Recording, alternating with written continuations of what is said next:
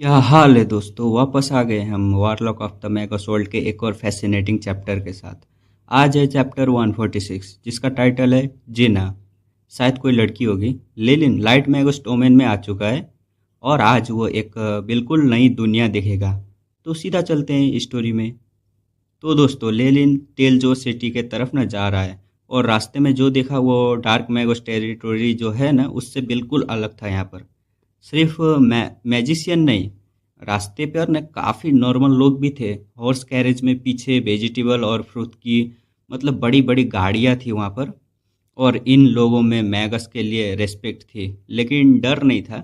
ये लेलिन के लिए न कंफ्यूजिंग था। डार्क मैगस टेरिटोरी में सिर्फ मैगस का नाम सुनते ही न खून और टेरर की न तस्वीर आती है। एक एक्लोइटी भी पूरे टाउन को न डरा के न भगा सकता है। लेकिन यहाँ पर एक फार्मर ने अपनी टोपी न उतारी और लेलिन को न ग्रेट किया। लेलिन ने न नोट करके न एक्नॉलेज किया इन सब बात को। लेलिन ने गौर किया कि इस फार्मर की बॉडी में न कोई रेडिएशन ट्रेस नहीं है। और ये मतलब यहाँ पर ना कुछ होगा प्यूरिफिकेशन वगैरह। तो मतलब रेडिएशन होता है ना जो मैगोस मतलब मैगोस के ऊपर सीधा देखें तो प्यूरिफिकेशन करना पड़ता है। वो लोग हेलुसिनेशन में चले जाते हैं। तो यही सब सोच रहा था। तो यहाँ पर होगा कुछ प्यूरिफिकेशन करने का टावर वगैरह। और हाँ, लाइट मैगोस टेरिटोरी में दोनों के बीच न कुछ दूरी पर वाइट लॉफ्टी टावर बने थे। मतलब यही होगा वो। ये टावर मैजिशियन की रेडिएशन को न्यूट्रलाइज करती है। इसी वजह से मैगस और नॉर्मल लोग साथ में रह सकते हैं। डार्क मैगस टेरिटरी में एपियस बॉन फॉरेस्ट एकेडमी की लाइब्रेरी में लेलिन ने न प्यूरिफिकेशन टावर के डिज़ाइन देखे थे लेकिन डार्क मैगस ने कभी न बनाया ही नहीं। कोस्ट एक रीजन था लेकिन लेलिन को लगता था डार्क मैगस एक्चुअली ना ऐसा ही रूल करना ना पसंद करते हैं, प्रीफर करते हैं। मतलब टेरर और डर और ना खून से आगे ना बढ़ता जाता है लेलिन। और नज़ारा ना बदलते जाते हैं। ग्रीन वेव्स जैसे समुंदर की लहरें मतलब हवा में ना एकदम हिलती हुई एक थिक एटमॉस्फेयर था। यहाँ था टेलजोस। ये ना टेलजोस ग्रेट प्लेन कई हजार स्क्वायर किलोमीटर, कई सिटी जगह, 1 लाख से ज़्यादा लोग रहते थे यहाँ पर। और टेलजोस सिटी इस पूरी प्लेन का ना सेंटर में था। जैसे लेलिन और पास गया ना कॉप्स और ज़्यादा मतलब ना और ज़्यादा ना जगह। और जैसे ना ये प्लांट ना लोगों ने ना पास रहना चाहते हो। मतलब प्लांट एकदम घने घने प्लांट थे। और फिर ना गेहूं के पौधे भी थे वहाँ पर। इंसान की ना हाइट जितने लंबे लंबे गेहूं के पौधे थे। लेलिन जेन्युइनली ना मूव हो गया। ये सब देखकर वो खुश हो गया। तभी एक रेड पोनी लेलिन के पास आके ना रुकता है। उसके ऊपर एक फीमेल मैगोस थी, वाइट चाइनीज स्टाइल की। मतलब चाइनीज स्टाइल में पूरा गाउन में थी वो। गाउन मतलब होता है ना यार, गाउन को क्या बोलते हैं हिंदी में। पियल और प्रीशियस स्टोन की नेकलेस। नेकलेस भी बहुत लगा। चेहरा साधारण था लेकिन न चेहरे पर एक जेंटल वार्म स्माइल थी। लेनिन ने एक बार में ना इसे देखकर ना पता कर लिया कि ये रैंक 1 मैगोस हो सकती है। इसकी एनर्जी वेव देखकर ना उसने अंदाज़ा लगाया था। लेकिन एक्चुअल कॉम्बैट एक्सपीरियंस बहुत कम है। सिर्फ एक लेयर इनेट स्पेल। और जेन्युइनली देखें तो इनोसेंट, जो इनोसेंट होती है ना, इनोसेंट टाइप की लगती है। फीमेल मैगोस ने बात करना शुरू किया। बोलती है, आप सरप्राइज लग रहे हैं इन कॉप्स को देख के। आप इस रीजन के बाहर से आए हैं क्या? लेलिन ने हार्मलेस स्माइल के साथ कहा, हाँ, मैं एक वंडरिंग मैगस हूँ।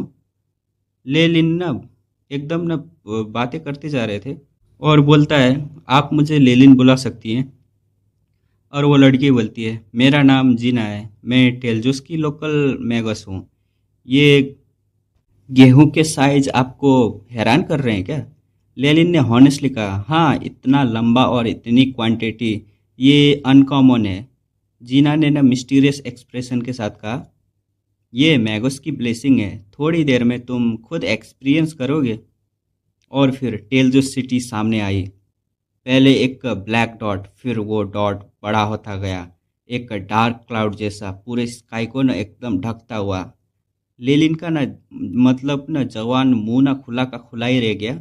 सामने था एक टॉल और ना बहुत बड़ा माउंटेन, क्लाउड के पार जाता हुआ। प्लेन पर ना, प्लेन्स मतलब ज़मीन पर क्वाइटली खड़ा था ये। लेलिन ने अपनी पूरी लाइफ में बहुत बड़े पहाड़ देखे थे। इस लाइफ में भी, पिछली लाइफ में भी बहुत बड़े बड़े देखे देखे थे लेकिन इतना बड़ा पहाड़ जो पूरा स्काई कवर कर ले, उसने पहली बार देखा था इतना बड़ा पहाड़।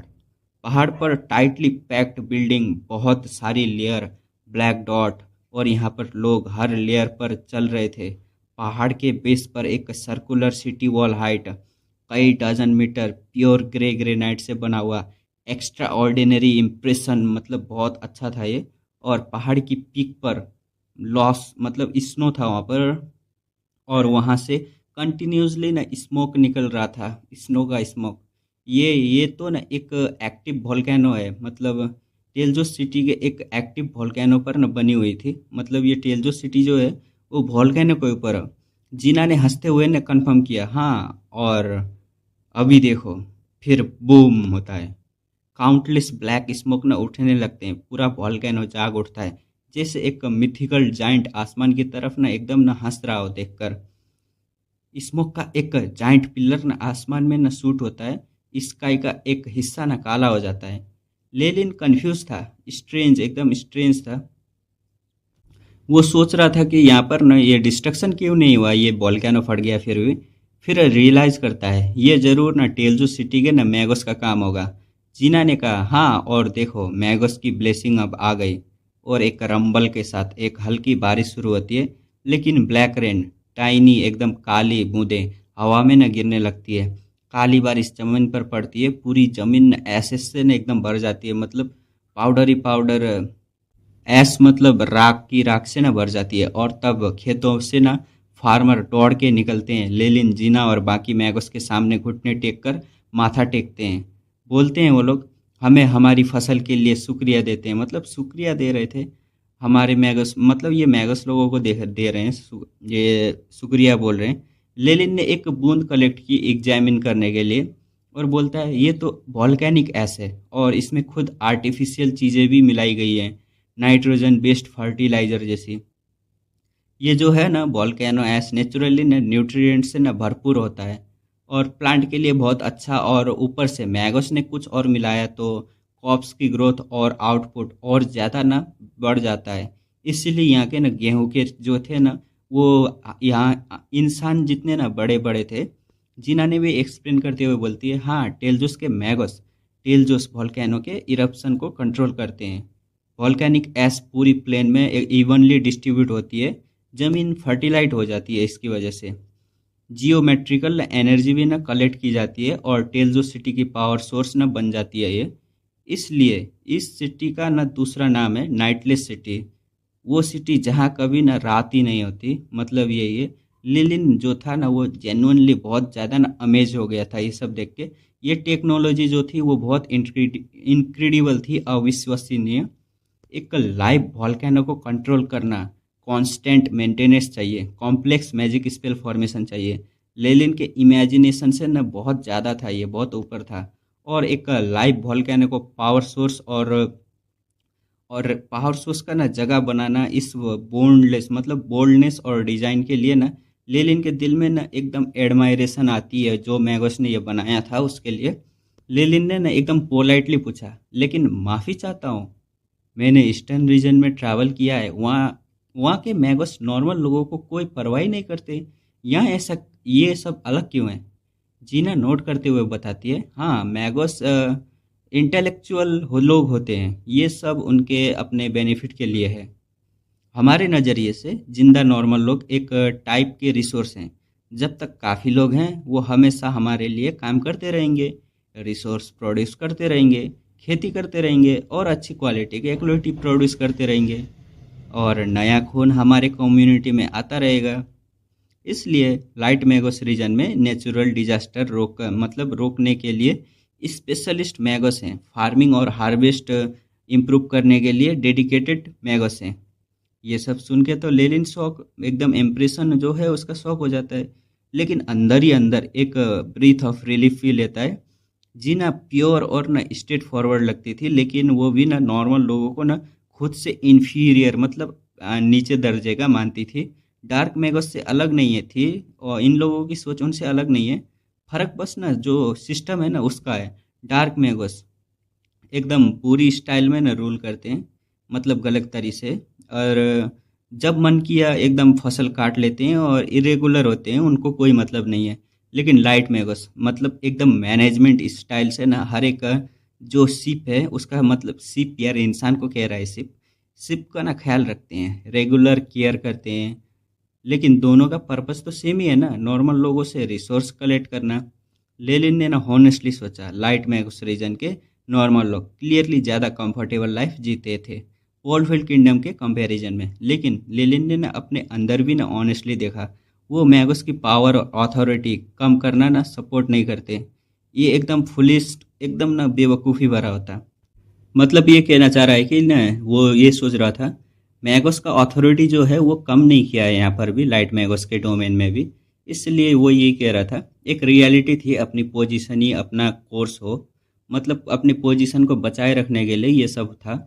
लेकिन खुद मैगोस था, उसने फुल्ली सपोर्ट किया मैगोस की प्रिविलेज और पॉलिटिकल पावर को। जो लोग मैगस को ना ओवरथ्रो करने की सपने देखते हैं, उन्हें सीधा ख़त्म ही कर दिया जाता था। सोशल पिरामिड में ना ऊपर होने का मतलब था अपनी क्लास के राइट को ना कॉन्शियसली एकदम डिफेंड करना था। और जो अपने मतलब ना आपको ना बिट्रे करने की कोशिश करे, उन्हें सीधा एबोनेट कर दो या फिर मार दो। लेनिन का कंक्लूजन यहाँ पर निकलता है, जब तक मैगस की पावर गिरने की कोई साइन नहीं, वो कभी अपने ना मतलब जो लोग हैं वो बिट्रे करने वाले, उन लोगों को कुछ नहीं करेंगे। जीना ने ना मुस्कुराते हुए कहा, मतलब ना ये कहना चाह रहा है लेलिन कंक्लूजन बनाते हुए, जब तक मैगोस की पावर न गिरने के साइन नहीं दिखते, वो अपने लोगों को न धोखा नहीं देंगे, यही कहना चाह रहा है। जीना है वो मुस्कुराते हुए कहती है, सरप्राइज हो ना, लगता है तुम हमेशा डार्क मैगोस रीजन में थे, नाइटलेस सिटी के में आकर नए रूल्स सीखने पड़ेंगे, एडजस्ट करना होगा अपने आप को। जीना के वर्ड में ना एक इम्प्लीफिकेशन था, उसने लेलिन की एक्चुअल आइडेंटिटी जो है वो गेस कर ली थी, और उसने ये भी गेस कर लिया था कि वो डार्क मैगोस रीजन से आया है। लेकिन लेलिन ने सिर्फ एक आईब्रो उठाया, कोई परवाह नहीं की। क्योंकि ना टेल्जो सिटी, जो नाइटलेस सिटी का नाम फेमस था ना इसका, मतलब टेल्जो सिटी को नाइटलेस सिटी भी बोलते हैं, इस नाम से ज़्यादा फेमस है। ये सिर्फ लाइट मैगोस की ना मेहनत से ना नहीं चलती थी, डार्क मैगोस का भी ना इसमें हाथ था। अगर डार्क मैगोस का पूरी तरह से ना उन लोगों को बैंड कर दिया जाए या हटा दिया जाए, नाइटलेस सिटी के टोटल ट्रेड एकदम से ना आधे से भी कम हो जाएंगे। कोई भी ट्रेडर से मतलब ट्रेड ना सेंटर डार्क में उसको रिजेक्ट ही नहीं करता, क्योंकि business is business, business business होता है। अब ना ये शहर ना काफ़ी खास है। यहाँ पे ना डार्क मैगोस और लाइट मैगोस दोनों साथ में रहते हैं। डार्क मैगोस अपनी जो पहचान है ना वो छुपा के इस शहर में ना आते हैं और ट्रेडिंग वगैरह करते हैं, काम करते हैं, और लाइट मैगोस उन्हें ना इग्नोर करते हैं, जब तक ना वो अपनी आइडेंटिटी पब्लिक नहीं कर लेते, रिवील नहीं करते अपने आप को।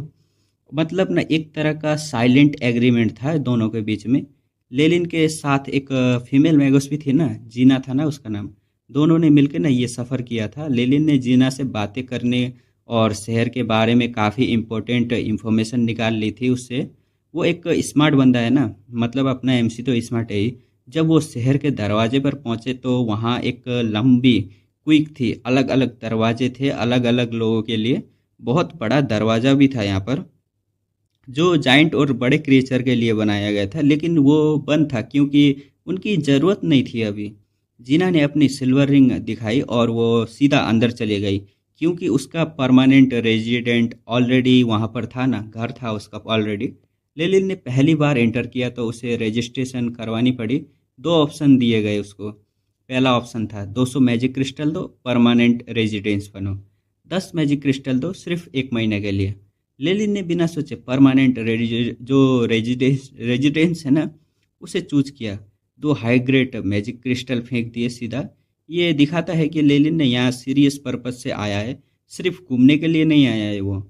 उसने अपना असली नाम लेलिन फार्लियर दिया, क्योंकि ना ये लाइट मैगोस का ना इलाका था और लिटिल फैमिली की कोई रिच नहीं थी यहाँ पर, तो डरने की कोई ज़रूरत भी नहीं थी। उससे एक सिल्वर रिंग टोकन ना दिया जाता है अपने लेलिन को शहर में आने जाने के लिए, और ये एक इम्पोर्टेंट रूल बताया जाता है यहाँ पर, रात 12 बजे के बाद मत घूमना वरना लॉ इन्फोर्समेंट पकड़ लेगी। गेट से बाहर आते ही एक बर्ली ब्लॉन्ड आदमी मिलता है। जीना का अंकल था। इसका नाम ना अंकल मान ला है। वो जीना का इंतज़ार कर रहा था काफ़ी देर से। जब उसने लेलिन को देखा तो सीधा अलर्ट हो गया, क्योंकि क्यों मतलब समझ जाओ। लेलिन के बॉडी से ना खून की बू आ रही थी, एकदम मर्डरस ऑरा आ रहा था। वो एक ना एक्सपीरियंस मैगोस का ना निशानी है, जो काफ़ी डार्क और डेंजरस काम कर चुका है। मानला ने खुद को ना जीना के और लेलिन के बीच में एकदम खड़ा कर लिया, एक प्रोटेक्टिव फादर फिगर जैसा। लेकिन लेलिन ने सिचुएशन समझा और ग्रेसफुल ना फेयरवेल लिया, वहाँ से चला गया। एक जेंटलमैन की तरह वो किया और जीना को ना मतलब जीना से चला गया। कोई ड्रामा नहीं किया, कोई टेंशन नहीं, एकदम स्मार्ट मूव किया था। अब यहाँ होता है ना चैप्टर का सबसे बड़ा ट्विस्ट।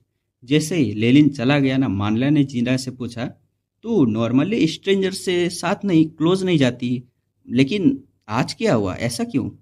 जीना ने कहा, मतलब जीना कहती है, मुझे ना उससे अनोखा फीलिंग आ रहा है। लेनिन के बारे में कुछ ऐसा है जैसे फिट ने हमें हम दोनों को मिलवाया है। मानला ने एक्सप्लेन किया कि जीना जो हाई ग्रेड मेडिटेशन टेक्निक जो है वो प्रैक्टिस करती है, वो बहुत पावरफुल नहीं है, लेकिन एक चीज़ में खास है। वो फ्यूचर जो है, वो फ्यूचर की झलक को देख सकती है, कभी कभी देख सकती है। फिर जीना की आंखें पूरी तरह सफ़ेद हो गई। कोई कलर नहीं, सिर्फ वाइट। ये एक प्रोफेसी का साइन था। और मानला शौक था, क्योंकि जीना ने लेलिन के बारे में एक नहीं बल्कि दो प्रोफेसीज की एक ही बार में। ये बहुत रेयर होता है। मानला बोला, इसका मतलब लेलिन का फेट तेरे साथ जुड़ा हुआ है। लेकिन जीना ने कहा, मेरे साथ नहीं, पूरे साउथ कोस्ट के साथ। मतलब कितना बड़ा क्या होने वाला है यार आगे। मतलब लेलिन कोई छोटा मोटा मैगोस नहीं है। ये बंदा पूरे साउथ कोस्ट की दुनिया को बदल सकता है। ये चैप्टर की सबसे बड़ी ना रियलाइजेशन है। लेकिन ना जीना ने इतनी एग्जॉस्टेड हो गई कि प्रोफेसी करते करते ही ना वो बीच में ना बेहोश हो जाती है। और मानला उसे ग्रैंड मदर के ना घर पे लेके जाता है। उधर लेलिन को कुछ पता ही नहीं था सब क्या हुआ। वो अपनी मस्त लाइफ में नाइटलेस सिटी के स्ट्रीट में ना एकदम घूम रहा है, एक्सप्लोर कर रहा है। और यार वो सिटी एक ना अलग ही दुनिया थी। लोग ही लोग, बाजारी बाजार, बिल्कुल जैसे किसी ना बड़े मेले में ना चले गए हो तुम लोग। लेकिन यहाँ नॉर्मल इंसान नहीं थे। स्कैली मरीन रेस यानी समुद्री परियां थी, परियां।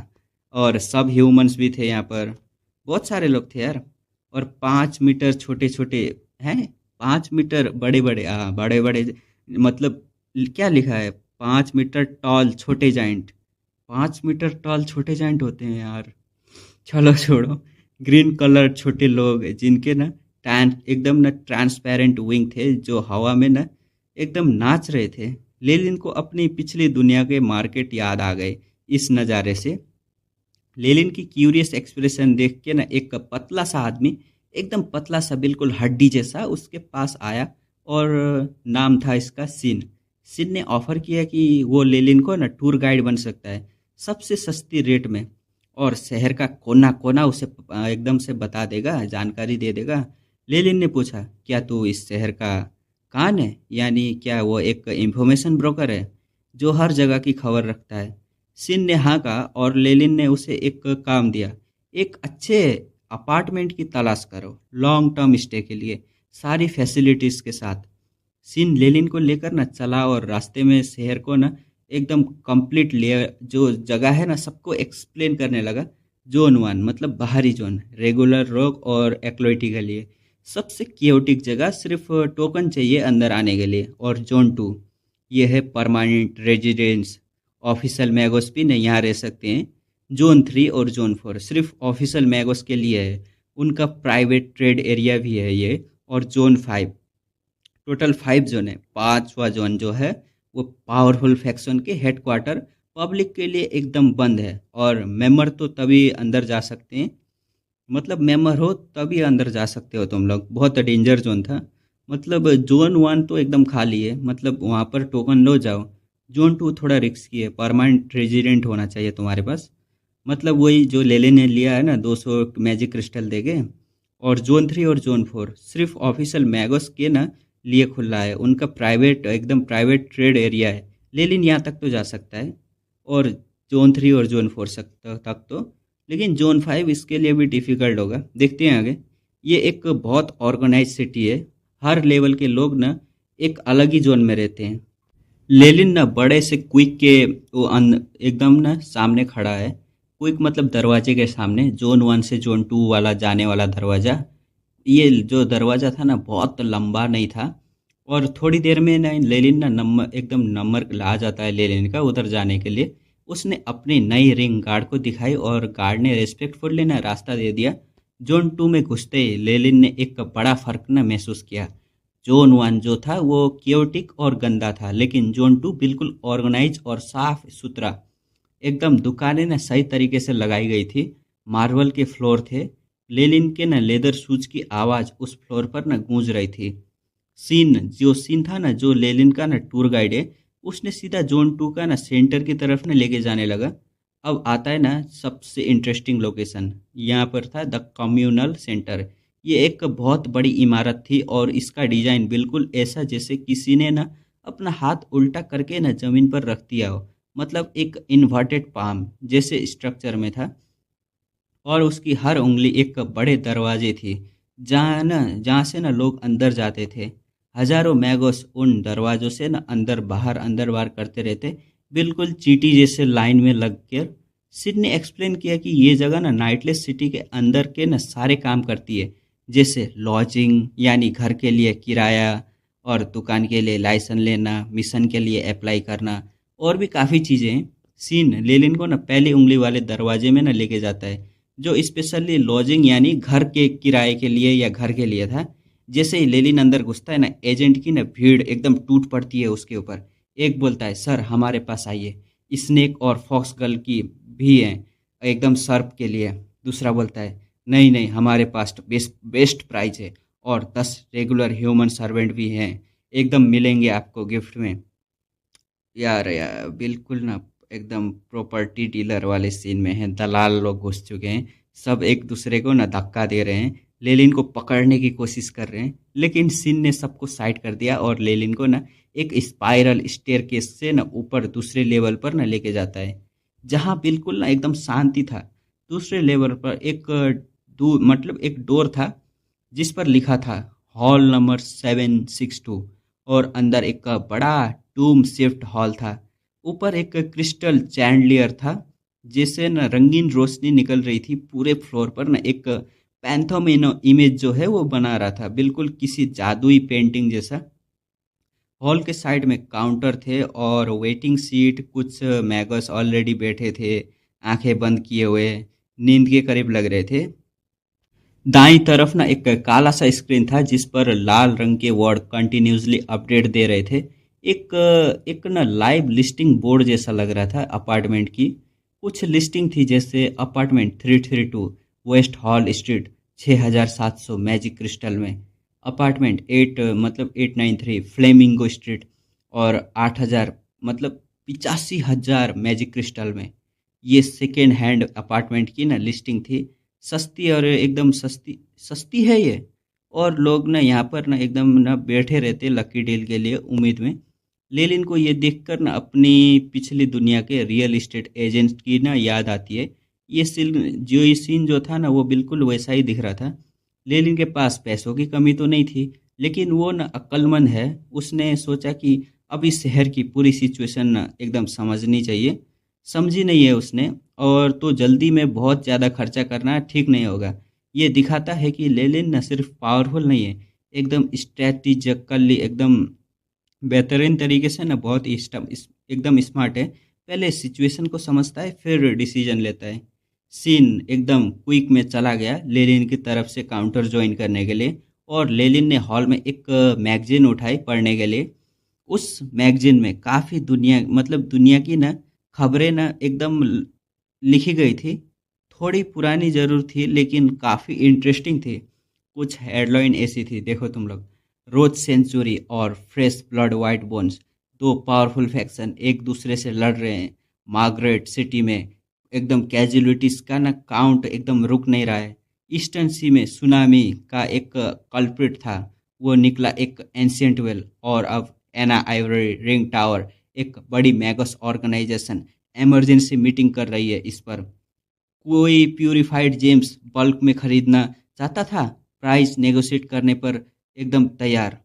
यही सब लिखा हुआ था यार। बाकी मैगजीन में ना मोस्टली एडवर्टाइजमेंट और स्पॉन्सरशिप के एकदम भरा हुआ था उसी चीज़ से। बिल्कुल आज के ज़माने के मैगजीन की तरह ही था। सिन ने लिलिन को ना काउंटर नंबर 13 पर ना बुलाया और वहाँ था एक बहुत क्यूट और प्रोफेशनल चेहरा, एक रैबिट मेडन, यानी आदि इंसान और आदि खरगोश जैसे एक लड़की जिसका नाम था ना, इसका नाम है ना क्या है, बेजिस। लेली ने नोटिस किया कि ना उसके पीछे एक सफ़ेद फ्लरी टेल भी है, मतलब पूछ है यार, खरगोश की पूछ है। ये नाइटलेस सिटी की एक और अनोखी चीज़ थी। यहाँ हाफ बिस्ट क्रिएचर भी ना काम करते थे। बेजिस पूरी प्रोफेशनल स्माइल के साथ बोलती है, आपकी क्या मदद कर सकती हूँ। लेलिन ने अपनी रिक्वायरमेंट क्लियरली बता दी। कंप्लीट फैसिलिटी वाला घर चाहिए, लेबोरेटरी होनी चाहिए, डिफेंसिव स्पेल फॉर्मेशन का स्टैंडर्ड एक सर्टेन लेवल से ऊपर होना चाहिए। बेइजिस डॉक्यूमेंट देखने लगी, क्रिस्टल बॉल से कम्युनिकेट कर एकदम ना बातें करने लगी और फिर बोली कि कुछ डॉक्यूमेंट दिखाने पड़ेंगे। लेकिन जैसे ही लेलिन ने अपनी सिल्वर रिंग दिखाई, बेइजिस का ना पूरा एटीट्यूड एक सेकेंड में बदल गया। वो खड़ी हो गई और वो किया, एक ऑफिशियल मैगस को ना मिलने वाला फुल रेस्पेक्ट देने लगी और माफ़ी मांगने पर अपने माफ़ी मांगने लगी अपने बिहेवियर के लिए। ये एक इम्पोर्टेंट सोशल डिटेल है। इस दुनिया की ऑफिशियल मैगोस का ना स्टेटस बहुत ज़्यादा हाई है। उनके लिए रूल अलग है, रेस्पेक्ट अलग है। बेजिस ने लेलिन को ना जोन 3 और ऊपर के ना अपार्टमेंट रिकमेंड किए, क्योंकि वो एक ऑफिशियल मैगोस था ना। बेजिस ने एकदम क्रिस्टल बॉल ना रगड़ी और सामने रेनबो कलर लाइट एक से एक 3D मैप बना दिया गया नाइटलेस सिटी में। उसमें ना 13 ब्राइट स्पॉट था जो तेरा अवेलेबल एकदम अपार्टमेंट को ना दिखा रहा था, लेलिन की रिक्वायरमेंट को ना पूरी करते हुए। 13 ही घर थे, लेलिन ने सब देखा।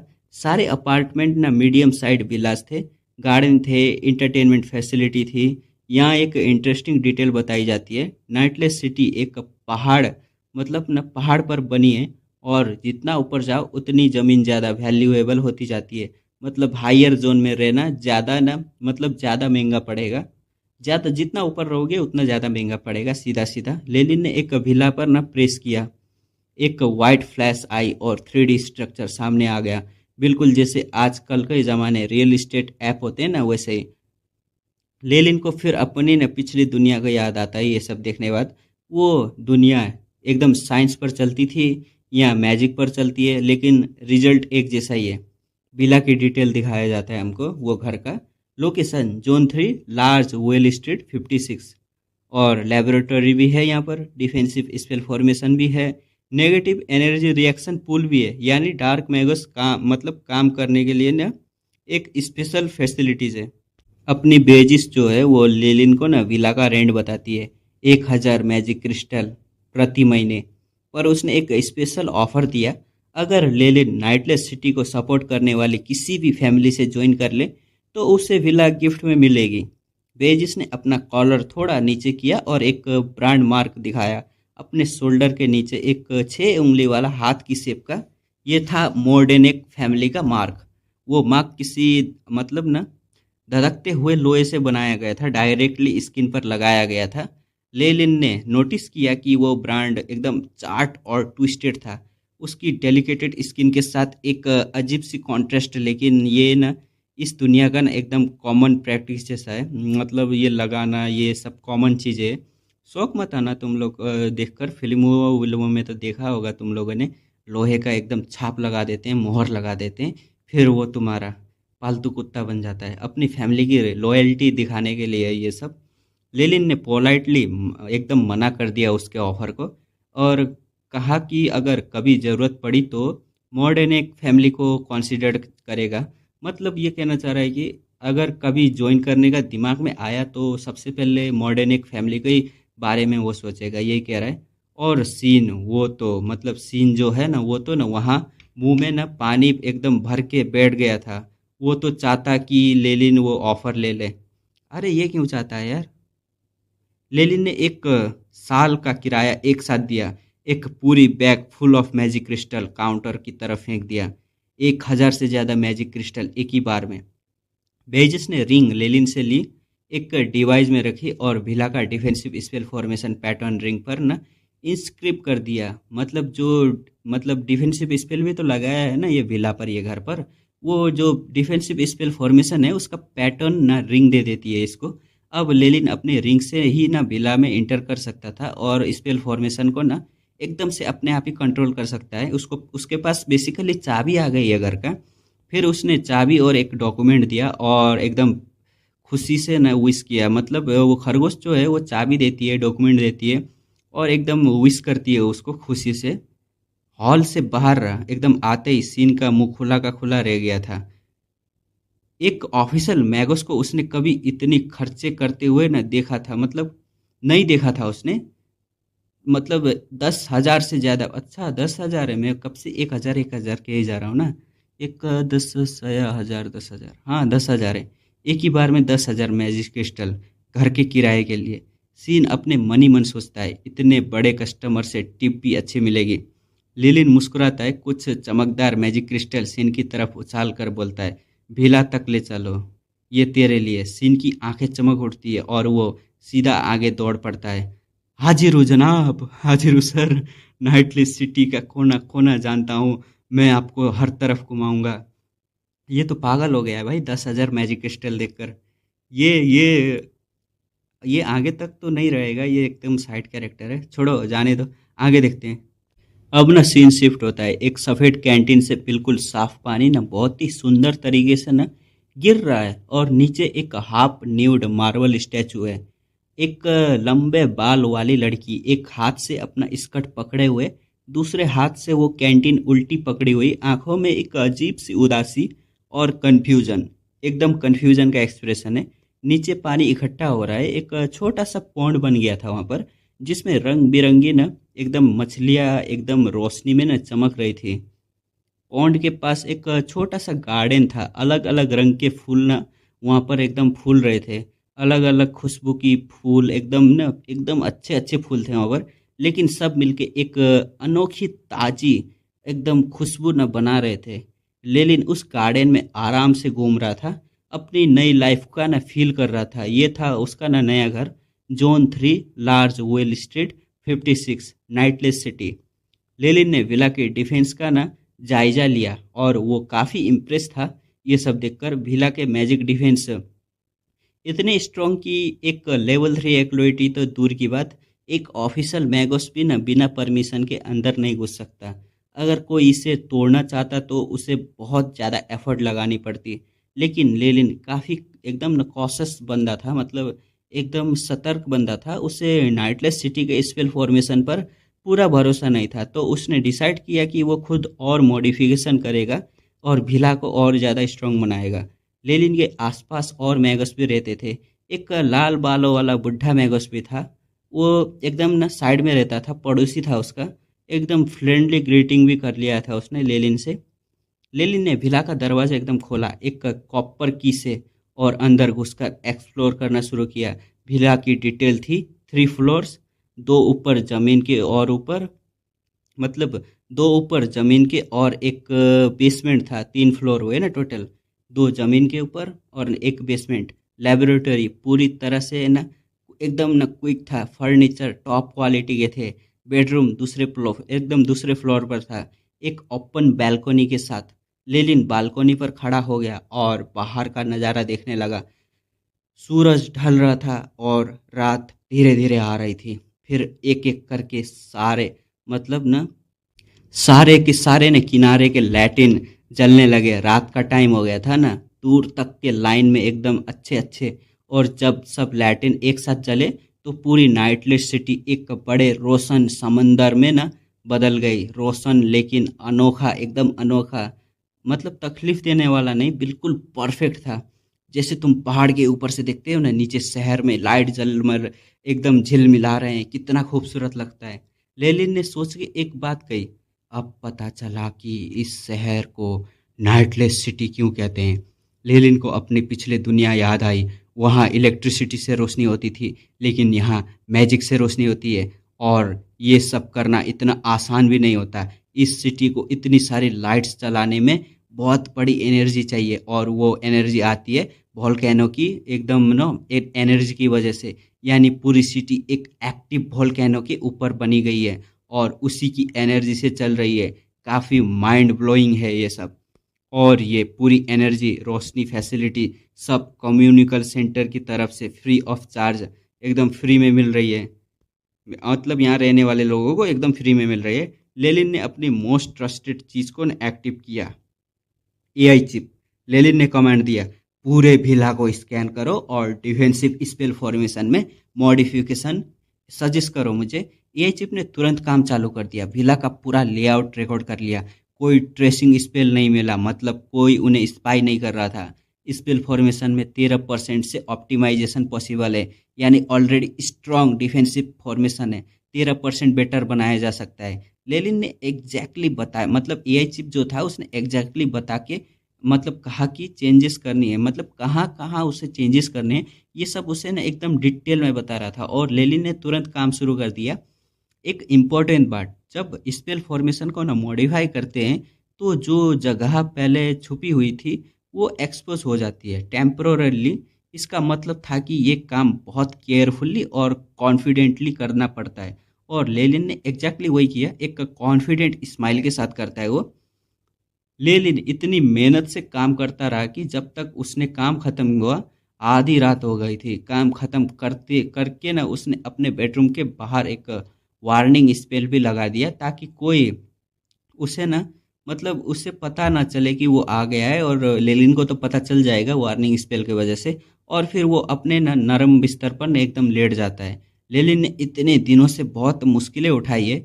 लिलिटेल फैमिली ने उसे मारने के लिए एकदम ना जी जान लगा दी थी। वो लगातार भागता रहा, एकदम पीट पिटाता रहा, मेंटली भी बहुत ज़्यादा अनस्टेबल हो गया था। लेकिन अब इस शहर में लिलिटेल फैमिली कुछ नहीं कर सकती। लेलिन को पहली बार फील हुआ जैसे एक भारी सा पहाड़ उसके कंधों से उतर गया हो, और वो सच में रिलैक्स कर सकता था इस टाइम में।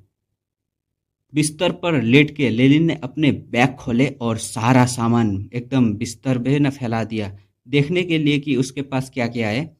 उसके पास कौन कौन से सामान थे। एक था silver colour metallic hoop, hoop of imprisonment का एक काउंटरफेट, यानी नकली वर्जन जो उसने लिटिल एल्डर के क्लोन से न लिया था। लड़ाई में नकली होने के बाद भी ना ये एक मिडल ग्रेड मैजिक आर्टिफैक्ट था, काफ़ी पावरफुल। लेलिन को याद था कि अगर उसने अपना फॉलन स्टार पेंडेंट एक्टिव नहीं किया होता तो वो इस हुप से ना स्केप नहीं कर सकता।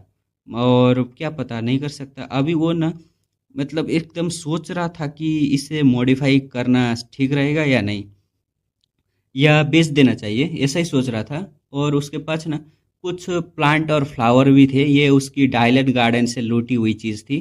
प्रिसर्वेशन प्रिजर्वेशन स्पेल की ना अंदर रखी हुई थी, मतलब प्रिजर्व करके रखा हुआ था। लेकिन क्योंकि लेलिन इतने दिनों से भाग रहा था तो कुछ ना जो फ्लावर थी वो सूख भी गई थी, और ज़्यादा ध्यान ना देने की वजह से कुछ तो खराब भी हो गए थे। और तीसरे नंबर पे था बुक ऑफ जाइंट सरपेंट, एक काली डायरी जो था ग्रेट मैगस शेरलॉम का एक बहुत ही बड़ा रहस्यमय खास किताब था। लेलिन ने सब कुछ एआई चिप में रिकॉर्ड कर लिया था, लेकिन फिर भी लगता था कि इस किताब में ना और भी कुछ छुपी हुई चीज़ें हैं जो अभी तक समझ नहीं आई। किताब की मटेरियल भी ना बहुत स्ट्रेंज थी, एक अजीब तरह का मटेरियल जिसमें बहुत बड़ी मात्रा में ना इंफॉर्मेशन स्टोर हो सकती थी। और चौथे नंबर पर फॉलन स्टार पेंडेंट लेलिन के गले में था, उसका एक बहुत इम्पोर्टेंट मैजिक आर्टिफैक्ट। और पांचवा मैजिक क्रिस्टल और कुछ आइटम थे उसके पास। अब आता है ना सबसे इम्पोर्टेंट हिस्सा, लेलिन की करंट सिचुएशन के एनालिसिस। लेलिन ने सब चीज़ें ना देखी और एक सॉलेम एक्सप्रेशन के साथ सोचता है, ये सब मिला के एक कंफर्टेबल लाइफ के लिए काफ़ी है नाइटलेस सिटी में, लेकिन रैंक 2 वॉरलॉक तक एडवांस करने के लिए ये सब कुछ नहीं है, बिल्कुल ना के बराबर है। फिर लेलिन ने अपनी करंट स्टेटस एकदम चेक की एआई चिप से। Rank 1 warlock, blood line giant कीमियन serpent, strength 7.1, agility 6.7, vitality 8.5, spiritual force 28.4, magic power 28, और अब एक चीज़ और जुड़ चुका है, एलिमेंट एसेंस कन्वर्जन सिर्फ 1%, और स्टेटस एकदम हेल्दी। लेलिन ने एक्सप्लेन किया कि रैंक 2 तक एडवांस करने के लिए 3 चीज़ें ज़रूरी हैं। पहली, मेडिटेशन टेक्निक। लेलिन किमियोन पुपिल नाम की high grade meditation technique practice करता है, जो उसके जाइंट सरपेंट किमियोन सरपेंट के ब्लड लाइन के साथ परफेक्टली सुइटेड है। स्पिरिचुअल फोर्स हर रोज एकदम स्टेडी पेस से बढ़ती रहती है, तो ये एक्सपेक्ट बिल्कुल ना टेंशन फ्री था। दूसरी है ब्लड लाइन, मतलब मेडिटेशन टेक्निक पहली और दूसरी ब्लड लाइन। लेनिन का ब्लड लाइन था जाइंट किमियन सरपेंट का, जो एक एंशिएंट क्रिएचर था। इसके ना मैच्योर होने पर ये रैंक 4 वॉरलॉक तक बन सकता है, लेवल तक पहुंच सकता है। अभी लेनिन रैंक 1 था, लेकिन उसकी ब्लड लाइन कॉन्सेंट्रेशन ऑलरेडी एक यंग जाइंट किमियन सरपेंट से ज़्यादा प्योर थी, और जल्दी ही उसकी दूसरी ब्लड लाइन ट्रांजेक्शन आने वाली थी, मतलब और भी पावरफुल बनने वाला था। तीसरी बात, एलिमेंट एसेंस कन्वर्जन। यहाँ आकर सब रुक जाता है। अभी सिर्फ 1% थी, और ये बहुत धीरे धीरे बढ़ रही थी। क्यों? क्योंकि ना ये कन्वर्जन की स्पीड में ना डिपेंड करता है, सोल की एप्टीट्यूड पर डिपेंड करता है। और लेलिन की सोल एप्टीट्यूड थी सिर्फ 3rd ग्रेड, यानी common middle tyre. High aptitude वाले फास्ट कन्वर्ट करते हैं। लेलिन जैसे को ना सिर्फ समय के साथ इम्प्रूवमेंट करना पड़ता है। और दो बड़े बड़े बॉटल नेक भी होते हैं। 50% कन्वर्जन एक बड़ा रुकावट होता है, वहाँ पर जाकर एकदम स्लो पड़ जाता है। और 80% कन्वर्जन दूसरा बड़ा रुकावट होता है। कई मैगोस इन्हीं स्टेज पर ना अटके रहते हैं जिंदगी भर के लिए। सिर्फ समय पर ना डिपेंड करना लेलिन के लिए ना ऑप्शन नहीं था, क्योंकि वो लिलिटेल फैमिली की वांटेड लिस्ट पर था।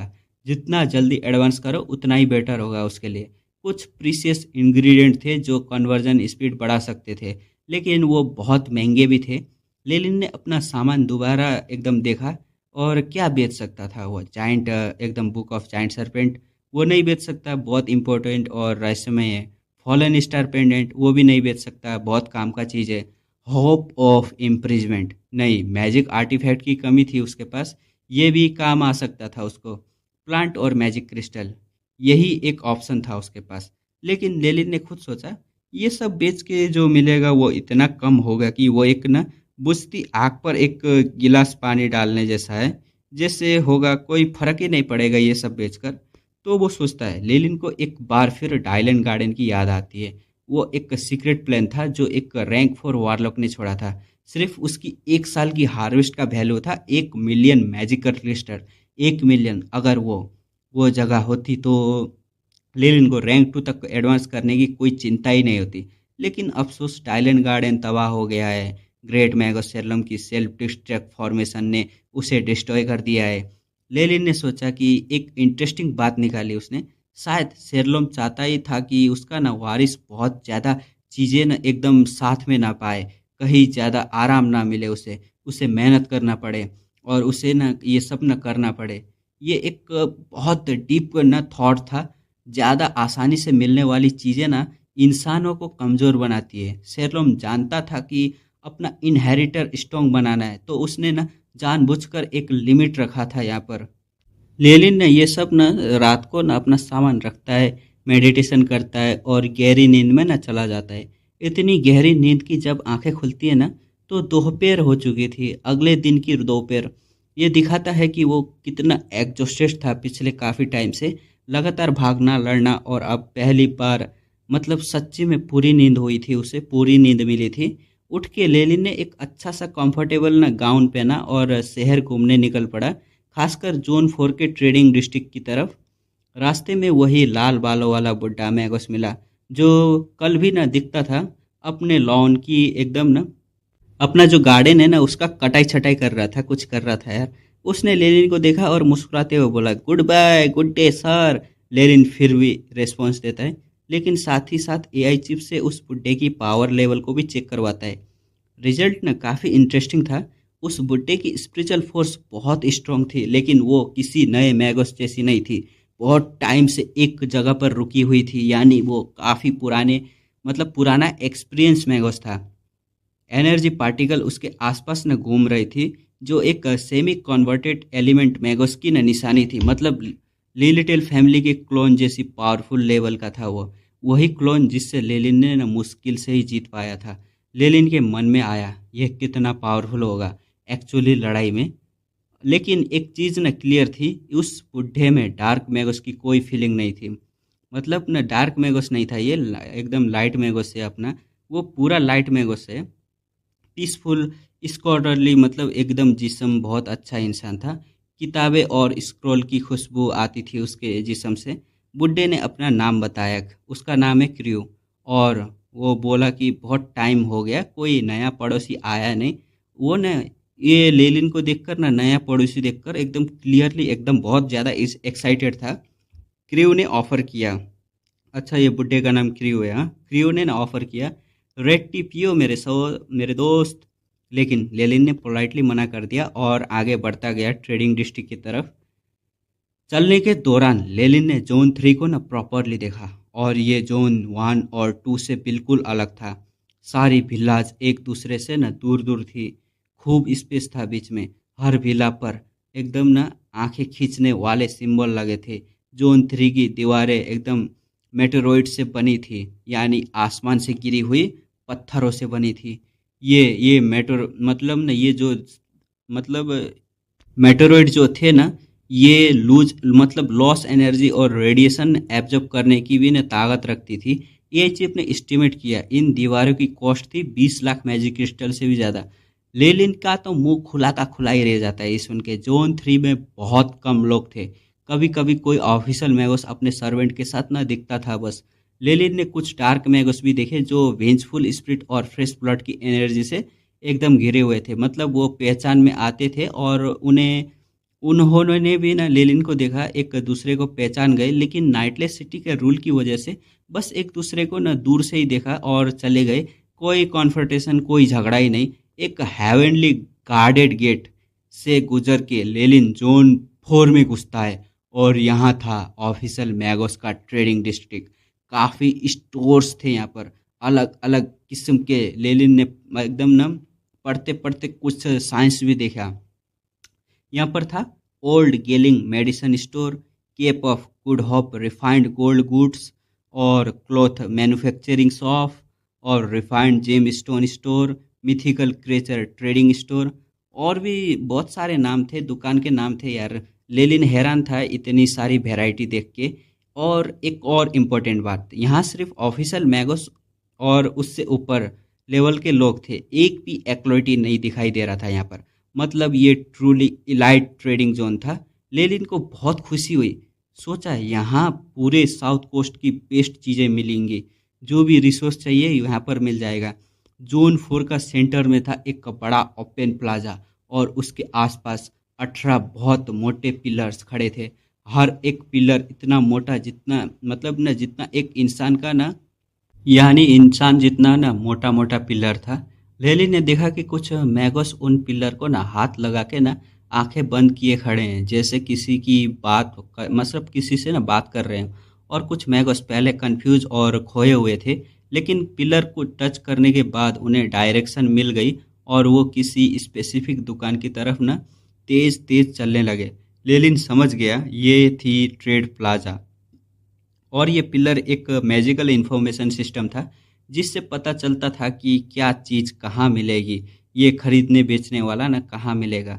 लेलिन भी ना क्विक में एकदम लग गया, लाइन में लग गया। एक लाल कोट वाले मिडल एज्ड मैगोस को एकदम पीछे लग गया, उसके पीछे पीछे। क्विक जल्दी से ख़त्म हुई और लेलिन पिलर के सामने खड़ा हो गया, दोनों हाथ पिलर पर रखे, और एक साउंड के साथ तुरंत ही एक बहुत ठंडी स्पिरिचुअल फोर्स पिलर से निकली और लेलिन के माथे में घुस गई। लेलिन की स्किन थोड़ी मतलब तन गई, कुछ डार्क रे गुजरे, और फील हुआ जैसे ना कोई सप्रेस कर रहा हो। लेकिन ये एक सिक्योरिटी चेक था, पिलर चेक कर रहा था कि ये कौन है।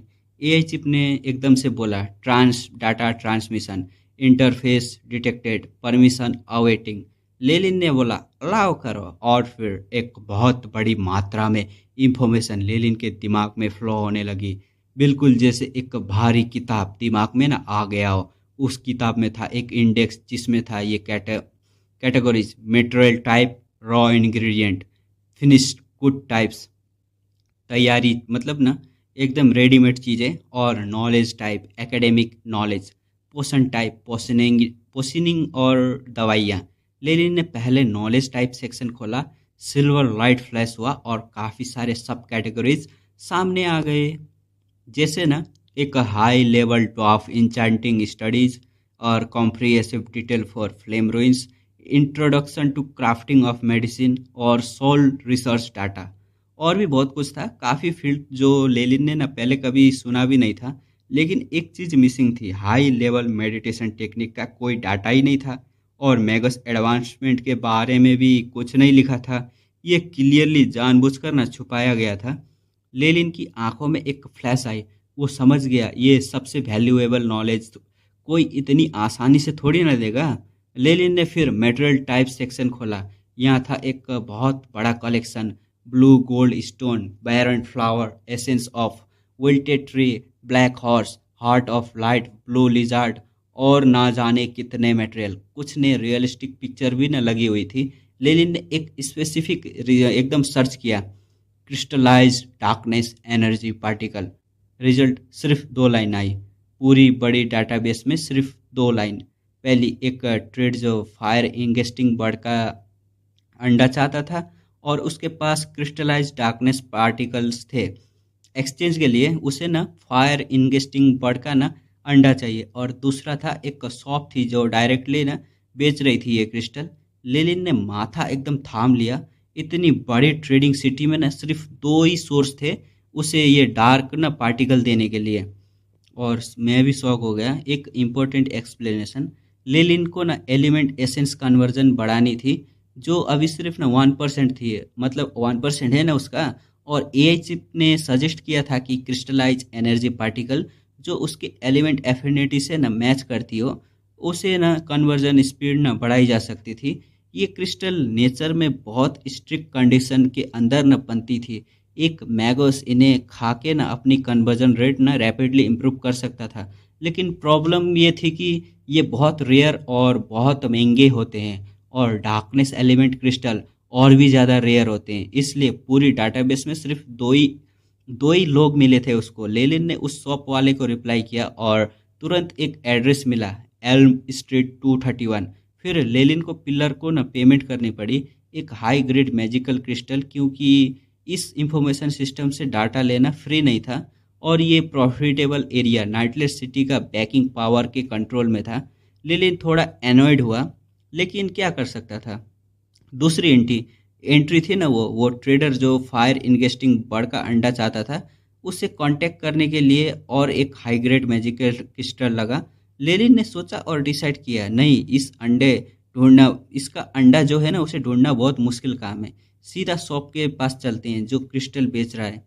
लेलिन ने एल्म स्ट्रीट ढूंढा और एक छोटी सी अंधेरी दुकान एक गली के अंदर मिली, और अगर उसके पास एग्जैक्ट एड्रेस ना होता तो वो कभी ना ढूंढ ही नहीं पाता इस जगह को। दुकान के अंदर घुसते ही धूल भरी फ्लोर और डिम रोशनी थी। रैक्स पर ट्रांसपेरेंट ग्लास जार थे जिनमें अलग अलग ऑर्गन और टिश्यूज एक पेल येलो लिक्विड में डूबे हुए थे। कुछ जार में तो ना लेलिन को ह्यूमन जैसी चीज़ें भी मिली, और बिल्कुल ना खौफनाक बहुत अजीब चीज़ें थी यहाँ पर। सीन ना एकदम ना डेंजरस था। काउंटर के पीछे से निकली एक फीमेल विच, टॉल पॉइंटेड हेड पहनी हुई, चेहरे पर झुर्रियाँ, नाक बहुत तीखी, बिल्कुल एक क्लासिक विच जैसी। लेलिन ने डायरेक्टली पूछा, ट्रेडिंग बोर्ड पर दिखा था, क्या आप क्रिस्टलाइज डार्कनेस पार्टिकल बेच रही हैं? ये सुन के उस फीमेल मैगोस की आंखें में ना ग्रीन फायर चमक उठी और वो हंस के बोली, ओहो, देखो कौन आया है। एक मैगोस जो डार्कनेस एनर्जी पार्टिकल में स्पेशलाइज करता है। ये एक बहुत ज़्यादा, मतलब ना बहुत ही, वो ना इसे देखकर क्लियरली ना लेलिन को देख के ना वो एकदम से ना एक्साइटेड हो गई थी। उसके दिमाग में ना कुछ चल रहा था। अब वो बीच बोलती है, अरे तुझसे तो खून की बू आती है मेरे लाडले। फिर डायरेक्टली पूछा, तू डार्क मैगस है ना? लेलिन थोड़ा एनॉयड हुआ, फिर बोलता है, कोई प्रॉब्लम है? नाइटलेस सिटी में कोई रूल नहीं है क्या? डार्क मैगस को लेकर कोई रूल है क्या? वो बेच नहीं सकते? विच ने हंस कर बोला, बिल्कुल उल्लू की तरह कहूँ काऊ काऊ, और बोली, अरे टेंशन मत लो, मैं भी डार्क मैगस हूँ। वैसे 200 साल पहले की बात है। वो जमाना याद, अरे भूल गई मैं। ये विच ना 200 साल से ज़्यादा पुरानी थी। बहुत ही एक्सपीरियंस और पुरानी मैगस थी ये। फिर विच ने एक ऑफर दिया लेलिन को। बोलती है, सुन बेटे, ये क्रिस्टल बहुत महंगा है, नए मैगस तो अफोर्ड ही नहीं कर सकते, तो मैं एक ऑप्शन दे रही हूँ तुझे। लेलिन ने एकदम से न पूछा, उसने क्या ऑप्शन? विच बोलती है, ट्रेड करते हैं, मुझे चाहिए 1000 स्प्रिट, यानी 1000 ज़्यादा एनर्जी वाली रुई, और अगर तू ये लेके आए तो ये सारे डार्कनेस क्रिस्टल तेरे। लेलिन की आंखें फटी की फटी रह गई। 1000 स्प्रिट का मतलब था कम से कम 10,000 लोगों की जानें लेनी पड़ती हैं, क्योंकि स्प्रिट एक्सट्रैक्ट करना बहुत मेहनत और प्रिकॉशन वाला काम होता है, और इतनी क्वांटिटी के लिए इतने लोग मारने पड़ते हैं। लेलिन ने तुरंत मना कर दिया और बोला, अगर तू चाहती है कि मैं नाइट मैगोस के इलाके में 1000 स्प्रिट इकट्ठा करूं तो सीधा कह देता हूं, मुझे सुसाइड करना पसंद होगा। कुछ ने हाथ हिलाया। बोलती है, अरे मैं ये यहाँ, मतलब बोलना क्या बोलना चाह रही है? मतलब बोल रही है कि मैं यहाँ पर मारने के लिए थोड़ी कह रही हूँ, डार्क मैगस के डोमेन में जाओ फिर मारो। लेकिन लेलिन ने वो भी रिजेक्ट कर दिया, बोला बहुत दूर है, बहुत टाइम लगेगा, और मैं और डार्क मैगस फोर्स का गुस्सा नहीं झेल सकता। यहाँ एक ना इम्पोर्टेंट पॉइंट है, इवन डार्क मैगस के बीच में अगर कोई बहुत ज़्यादा इंसानों को ना कत्ले आम करे सिर्फ स्पिरिट इकट्ठा करने के लिए, तो उसे सबसे बुरा एग्जिस्टेंस समझा जाता है। लेलिन स्ट्रेट था, एकदम स्ट्रेट फॉरवर्ड था। वो नहीं चाहता था ऐसा करना, यानी वो इंसान ना जिस पर सबका ना गुस्सा नफरत हो, ये सब बनना नहीं चाहता था वो। ये दिखाता है कि लेलिन को ना प्रिंसिपल है अपने आप के, वो पावरफुल बनना चाहता है, लेकिन ना हर हद, एक हद पर लेकर। विच ने फाइनली काउंटर के पीछे से जाके ना एकदम शुरू किया, उसने कुछ शुरू किया, रमेज करना शुरू किया, और एक मतलब ड्रॉअर खोला और टेबल पर रख दिया एक कॉनिकल ग्लास बोतल। उसके अंदर था 300 ग्राम क्रिस्टलाइज डार्कनेस एनर्जी पार्टिकल, और वो एक मिस्टीरियस लस्टर दे रहा था, बिल्कुल ना ऐसा जैसे अंदर खींच रही हो, उसे खींच रहा हो। विच ने प्राइस बताया, 100 मैजिक क्रिस्टल पर ग्राम, मतलब 300 ग्राम में, और 30,000 मैजिक क्रिस्टल देना होगा। लेकिन के पास इतने नहीं थे। कल भीला खर्चा, मतलब भीला खरीद के खर्चा भी हुआ था, रिसोर्स काफ़ी कम हो गए थे। लेकिन उसने डायरेक्टली मना नहीं किया, दिमाग घुमाया, और लेलिन ने पूछा, क्या मैं कुछ इंग्रेडिएंट से बाकी की अमाउंट को कवर कर सकता हूँ? उसने हाँ कर दी, और लेकिन कंडीशन थी, सिर्फ स्प्रिट से रिलेटेड इंग्रेडिएंट लेगी वो, और भी सिर्फ ना 90% वैल्यू देगी। लेलिन के पास प्रीसियस इंग्रेडिएंट थे, लेकिन बहुत सारे अभी उसके, मतलब उससे ही काम आने थे बहुत सारे, इसलिए उसने ना बहुत कम ही दिया था। फिर लेलिन के दिमाग में एक आइडिया चमकता है। लेलिन ने पूछा, एडवांस स्पिरिट रिसर्च इंफॉर्मेशन कैसी लगेगी? अच्छा हाँ ना, इसके पास है ना एडवांस स्पिरिट रिसर्च। उसने पिछले एपिसोड में, मतलब पिछले चैप्टर में किया था ना। विच की आंखें चमक उठती है, बोलती है, पहले दिखाओ। लेलिन ने अपनी रोब से निकाला एक अंगूठे के, मतलब अंगूठे के साइज का ना मोटा एक कुछ निकाला। ये एक स्पेशल मेमोरी स्टोर टूल था, जिसमें उसने अपने स्पिरिट रिसर्च ना नोट स्टोर की हुई थी, एकदम एक्लोइटी के टाइम के। ये इम्पोर्टेंट है, लेलिन ने एआई चिप की मदद से स्पिरिट पर इतनी डीप रिसर्च की थी कि वो अपने एकेडमी के प्रोफेसर से भी ना आगे था इस टॉपिक में। तो ये तो अलग ही लेवल का था लेलिन। लेकिन ना लेलिन स्मार्ट था, उसने सिर्फ पहले स्टेजेस के ना रिसर्च दी, ब्लड वेंजन पोशन की एक्सपेरिमेंट और बुक ऑफ जाइंट सर्पेंट वाले इंफॉर्मेशन वो अपने पास ही रखता है।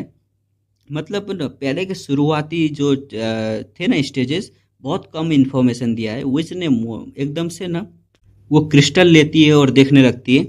पहले बोरिंग फेस, फिर धीरे धीरे एक्सप्रेशन सोलेम हो गया, और फिर वो बिल्कुल ट्रेस में चली गई। मतलब एकदम कुछ टाइम बाद वो ऑलमोस्ट पागलों की तरह चिल्लाई। इतने ना एक, मतलब इतने खतरनाक एक्सपेरिमेंट, इतना यूनिक मतलब पर्सपेक्टिव, और बाकी इन्फॉर्मेशन जल्दी दिखाओ मुझे, वो चिल्लाने लगी। लेलिन ने ये देख के ना कॉन्फिडेंटली मुस्कुराया। ये वही रिएक्शन था जो वो ना चाहता था। विच ना एकदम हुक हो गई थी, वो उसे ना अब ना डील उसके साथ, मतलब ना साथ कर सकता था अपना। लेलिन उसे इतना पसंद आया था ना ये रिसर्च, इसका कुछ होगा यार ये। कब से स्प्रिट स्प्रिट करे जा रही है ना, इसको कुछ होगा स्प्रिट से। कुछ मिनट की नेगोशिएशन के बाद ना लेलिन मुस्कुराते हुए उस दुकान से बाहर निकलता है। डार्कनेस क्रिस्टल सेफली उसकी रोब में रखता है। क्या हुआ था अंदर देखते हैं। लेलिन की स्प्रिट रिसर्च तो 20,000 मैजिक क्रिस्टल में ऑलमोस्ट तुरंत बिक गई। वुच ने एक सेकेंड नहीं लगाया, फिर लेलिन ने 100 हाई ग्रेड मैजिकल क्रिस्टल और दिए और क्रिस्टल लेलिन के हो गए। इसके अलावा ना रिसर्च देख के विच का लेलिन के बारे में पूरा एटीट्यूड ही बदल गया। वो बहुत ना पोलाइट हो गई और कोलैबोरेशन के लिए इनवाइट भी किया। लेलिन ने सोच के रिजेक्ट कर दिया विच की क्रेजीनेस और उसे अनकंफर्टेबल ना बेचैन कर रही थी। लेकिन उसने अपना सीक्रेट इम्प्रिंट जो है इम्प्रिंट मैगोस के पास होता है ना सीक्रेट इम्प्रिंट, वही छोड़ दिया था वहाँ। एक तरह का ना कांटेक्ट छोड़ दिया था उसने, क्योंकि लेलिन के पास एक फ्यूचर प्लान था जिसमें इस तरह के पार्टनर की ज़रूरत पड़ सकती थी उसको। शाम को ना घर लौटते लेलिन के रास्ते में ना क्रू मिला। वही लाल बालों वाला बुढ़ा पड़ोसी है ना अपना क्रू। लेकिन इस बार ना क्रू का सीन ना देख के ना लेलिन का ना मुंह तो खुला का खुला ही रह जाता है।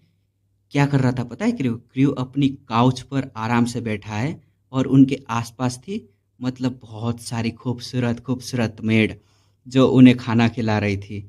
और क्रू बीच में एक मेड को खुली जगह पर ना छोड़ो, बिल्कुल बेशर्म तरीके से था। छोड़ो जाने दो, बीच में क्या कर रहा है वो। मैं भूल गया भाई। बाकी मेड वो हंस रही थी जैसे ये कोई ना आम बात हो उन सब के लिए। उफ, मैं लेलिन ना मन ही मन बोलता है अपना लेलिन, ये बुढ़ा खुले में ये सब कर रहा है। कुछ कर रहे हैं यार, छोड़ो जाने तो, गरीब आदमी। ये इस दुनिया की ना एक रियलिटी है। कुछ मैगोस जब एडवांस होते हैं तो आगे बढ़ना छोड़ देते हैं और अपनी जिंदगी को हवस की तरह जीते हैं। ये नॉवेल में नहीं लिखा, मैं बोल रहा हूँ भाई। डूब जाते हैं। क्रू क्लियरली उसी कैटेगरी में आता है। लेलिन ने कुछ सेंटेंस एक्सचेंज किए और वापस विला में चला गया। बिस्तर पर लेट के लेलिन ने आज का दिन याद किया और एक और चीज़ भी ना उसने याद की। उस दूसरे ट्रेडर को जो फायर इंगेस्टिंग बर्ड का अंडा चाहता था क्रिस्टल के बदले, लेलिन ने कांटेक्ट किया था। होप थी कि किसी और मेथड से क्रिस्टल खरीद ले जाए, लेकिन वो ट्रेडर अंडा ही चाहता था, कुछ नहीं चाहता था उसके अलावा। लेलिन ने 50% ज़्यादा प्राइस भी ऑफर की, फिर भी नहीं माना। तो लेलिन ने ट्रेड सेंटर पर एक नोटिस लगा दिया कि उसे और डार्कनेस क्रिस्टल चाहिए और कोई बेचना चाहता हो तो कांटेक्ट करें। फिर उसने एआई चिप को कमांड दिया, मेरी करंट स्टेटस दिखाओ और सिमुलेट करो कि ये डार्कनेस क्रिस्टल ऑब्जर्व करने का सबसे बेस्ट तरीका क्या होगा। एआई चिप ने तुरंत ना काम शुरू कर दिया। डाटा गैदर करना, सिमुलेशन रन करना, रॉ ऑफ डाटा लेलिन की आंखों के सामने फ्लैश होने लगे। अगली सुबह लेलिन ने शहर में आराम से घूमा, एक अच्छे रेस्टोरेंट में खाना खाया और फिर विला वापस आया, काम शुरू किया। रेगुलर हो गया था भाई, इसका रूटीन बन गया था। विला के बेसमेंट पूरी तरह ना रीमॉडल करके उसने फ्लोर पर एक बड़ा सा स्पेल फॉर्मेशन लगा लिया था। लेलिन ने डार्कनेस क्रिस्टल फॉर्मेशन को बिल्कुल सेंटर में रखा। उसने बताया एआई चिप की कैलकुलेशन के मुताबिक इस फॉर्मेशन के अंदर क्रिस्टल एब्जॉर्ब करने की एफिशिएंसी 94.7% तक न पहुंच जाएगी। ऑलमोस्ट पूरा फ़ायदा मिलेगा उसको। और ये 94.7% है ना, 100 मैजिकल क्रिस्टल वो ना अपने अंदर लेगा तो 94% तो एब्जॉर्ब होना ही होना है। बहुत बड़ा फ़ायदा था। और बाहर करता तो 50-50 चांस हो सकता था। लेलिन फॉर्मेशन के सेंटर में खड़ा हुआ और एंशिएंट बायरन लैंग्वेज में कमांड दिया, एक्टिवेट। पूरा स्पेल फॉर्मेशन कांप उठा, एक तेज रोशनी निकली और फिर शुरू हुआ एक बहुत ड्रामेटिक प्रोसेस। पहले क्रिस्टल हाफ सॉलिड से लिक्विड में बदल गए और एक बिजार रूइन में भर गए। फिर एक लाल रोशनी की फ्लैश आई और वो लिक्विड काले धुएं में बदल गए। काला धुआं बेसमेंट में घूमने लगा और धीरे धीरे एक शेप लेने लगा। वो धुआं 7 सांपों की तरह बन गया, लाल आंखों वाले, जो लेलिन के बॉडी के आसपास न लिपटने लगे। ये सांप बिल्कुल असली लगते थे, ठंडे और स्लिमी। लेलिन को एक अजीब सी फीलिंग आ रही थी। लेलिन ने एक गहरी सांस ली। 2 सांप सीधा उसकी नाक में घुस गए। लिलिन को फील हुआ जैसे उसकी बॉडी मतलब ना फैल रही हो, और वो नशा बिल्कुल ना ऐसा जैसे ना शराब पी रहा हो, बिल्कुल जैसा पीने के बाद होता है ना, शराब पीने के बाद एकदम छा गया था उसको, नशे जैसा हो रहा था। तो चलिए वीडियो यहीं पर ख़त्म करते हैं, मिलेंगे हम लोग अगले वीडियो में, तब तक के लिए बाय बाय, गुड नाइट।